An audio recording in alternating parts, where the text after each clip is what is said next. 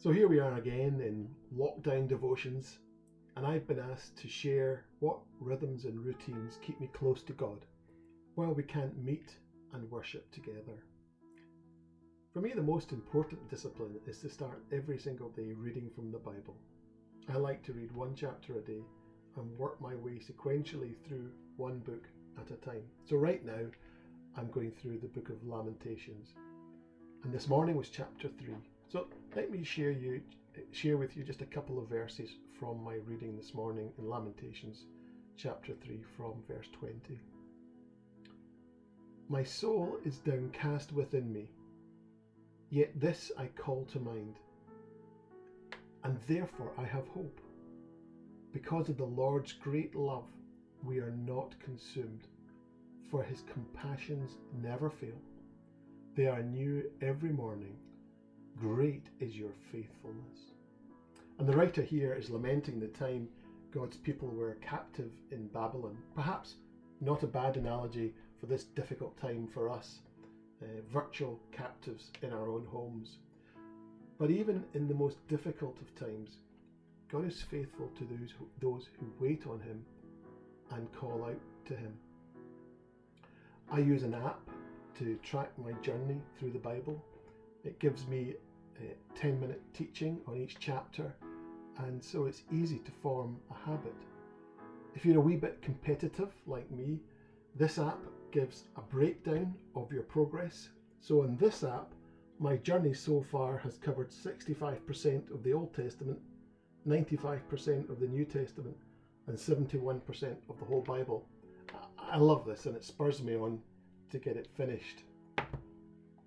So after reading my Bible chapter and listening to the teaching, I spend time in prayer, and I often use the Lectio 365 app, which we've heard of before. Honestly, if you find it difficult to keep your devotional life going, getting a phone app that you like can make it really easy. But while I think my morning devotions are my most special time with God, it's also really important we find a way to stay in community with others, to share our faith journey and learn in community. One highlight for me is 10:30 a.m. to 11 on a Sunday morning just before the service online.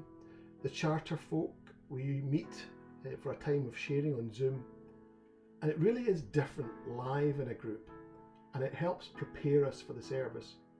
It also helps us feel normal meeting before the service as we used to do with a cup of coffee. I know it wouldn't be practical for all of the Parkhead guys to do the same, but there are lots of Zoom groups across the church. I strongly encourage you to participate in at least one of them. I'm also involved in a couple of small groups, also on Zoom, and enjoy exploring ideas from the perspective of others and having my own ideas enhanced or challenged.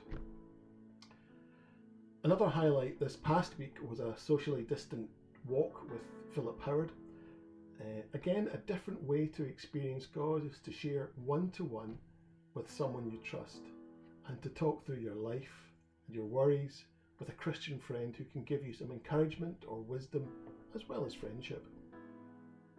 But the most exciting point of my church week is a small group who have just started to meet once a week just for 30 minutes to pray and plan a new church plant.